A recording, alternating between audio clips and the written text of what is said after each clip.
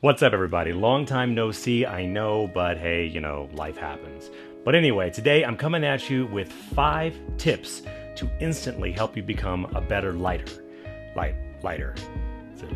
Is lighter a word? Become better at lighting. Yes. Number 1, why is more important than how? Let me explain. So when you come into a scene and you're about to light the hell out of this person, portrait, whatever it is you're taking a photograph of, first thing you need to do is figure out why you're lighting them.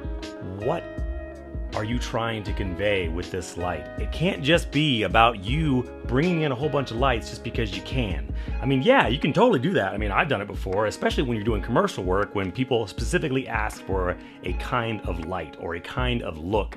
That's one situation. But if you really want to make good portraits, you really need to take into consideration why you're lighting someone the way that you are.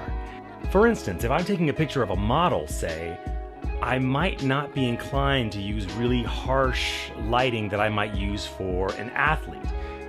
Yeah, you might get a cool picture, but what do you really want out of this? Do you really want someone to look at your image and say, hey, cool lighting? Or do you want it to say, wow, that's a really great portrait? Not that there's anything wrong with really, really cool lighting, but when it comes down to it, don't you really want to be remembered as someone who captured something, who said something, and not just put something pretty out there? Because believe it or not, sometimes really, really good lighting can break a picture. You can have an outstanding subject and throw tons of light at it and completely ruin it. You don't want to let technique get in the way of expressing something, anything, not just, these are the kinds of lights that I used. Number 2, do the opposite of what you had planned to do. Let me explain. All right, so you've got yourself a certain way of working. Like I know I do it. I know that I'm just inclined to walk into a scene, pop a big light source right here, and then just point it down a little bit at my subject and go for it. Okay, great. But before you commit to that, why not check the opposite angle? And whether that be like, the opposite angle for your camera or the opposite angle for your light or whatever. But try and open yourself to the idea of lighting something in a different way than you normally would. Because you never really know what you're going to see when you try to just come at it from a different angle. Now, I'm not saying that you're going to necessarily use that alternative point of view, but it might inform you a little bit later on. And it might actually build your repertoire of tools that you are willing to use on a shoot. Maybe not for this one, but for the next one and the next one down the line. So the next time that you walk into a different situation, you go, I remember that other thing that I was going to do for that one shoot and it didn't work out, but I think it would be perfect for this one. Let me show you something. Okay, so what are these? Yes, it's a knife and a fork, but they are tools. Now, I can eat every single meal with just a fork. Even like, oh, sorry, I'm out of breath, I'm running up the stairs. I can eat every single meal with this fork. Even steak, if I saw at it enough, I look like a complete asshole if I do, but I'll saw at it and I can eventually get, something, I can make a meal with that. Now, 99% of the time, your tried and true fork is going to be just fine for just about any meal that you attempt to eat. However, this could make it a much more satisfying experience. Now, what does this have to do with photography? It's all about adding to your tool belt. Now, or your toolbox, I should say, because this is a tool, but it's not a toolbox. You need to add multiple tools to your box in order to be a well-rounded lighting photographer. Don't depend on one tool and call yourself a well-rounded photographer. That's stupid. You need to be able to pull out a bag of tricks. Number 3, light the middle. Now you see lots and lots of tutorials all about saying light the backdrop and light your subject, but what about the middle of the scene? Now I can tell you, when you're trying to sell your lighting as natural or semi-natural, if you don't light the middle of the scene, Not every time, but sometimes if you don't light the middle of the scene, it's going to look unnatural because you're going to have a bright backdrop, a bright subject, and then for some odd reason, everything that's in the middle is dark. Now, you see that a lot when you see like someone who does a sunset portrait of a model or something like that, and then they'll have this really bright sunset, and then the bright model, and then the model's in a pool of light, and then everything else is just completely dark. I don't know, to me that just looks really low rent. It doesn't even look like you tried. So if you're going to light a subject in an environment, make sure that the environment actually takes a role in your photo.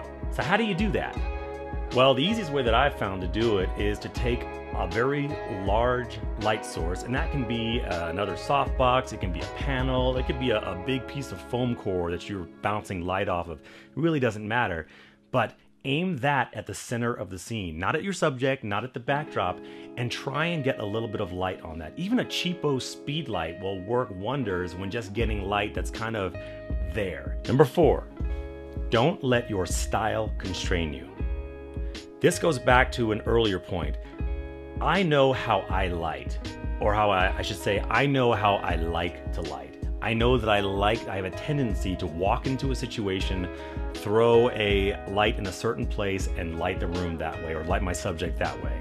Acknowledge who you are as a photographer and the style that you have, but don't be afraid to bring in other elements that you may not have tried yet, or you're not even perhaps comfortable with. For instance, like I hate, anyone who knows me knows this, I hate the idea of a natural light photographer. Nothing wrong with shooting with natural light, but be a photographer. So don't hesitate to bring in supplemental light when you're lighting someone just because, no, I'm a natural light photographer, because that's dumb. I'm just gonna say it, it's dumb. Your job is to get an image. What you want to do is get the best image that you possibly can according to your aesthetic. And I guarantee you there are times that you are going to limit yourself if you just say, well, I don't really like lighting that way. I mean, honestly, I'm more comfortable using strobes than I am with natural light, but I still use natural light in my pictures because I know it adds something to my photography. And if you open yourself up to possibilities that are outside of your comfort zone, you're going to find that you start to make stronger images. You're going to light better because, again, you're creating a larger toolbox. So don't let your style hold you back. Style evolves. And lastly, buy a light meter.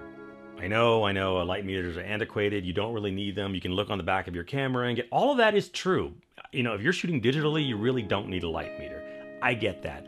But if you start to become really serious about lighting, I think you have a lot to gain by understanding how much light exactly each of your sources is putting off, so you understand your ratios. And once you really understand your ratios, you can walk into any situation, set up some lights, go bam, bam, bam. I know that this is putting off this much, this is putting off this much. I know exactly what this picture is going to look like. And that goes for natural light as well. If you're using reflectors, say, you'll know exactly how far to back up your reflector based on the light, just because of what the ratio is like. You'll start to get used to that to be able to create repeatable results reliably. Light meters are really, really good for that. Yeah, of course, you can just look on the back of the camera and say, all right, well, that feels about right. But isn't it valuable to be able to walk into a situation and just set it up and have it be done? I think so. But, maybe you won't agree. And if you're a film photographer, you're gonna need a light meter anyway, I think.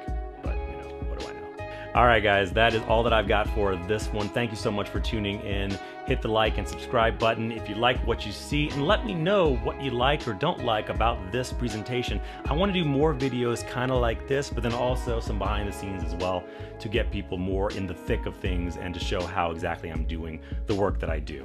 So thanks again for watching. Y'all have a good one.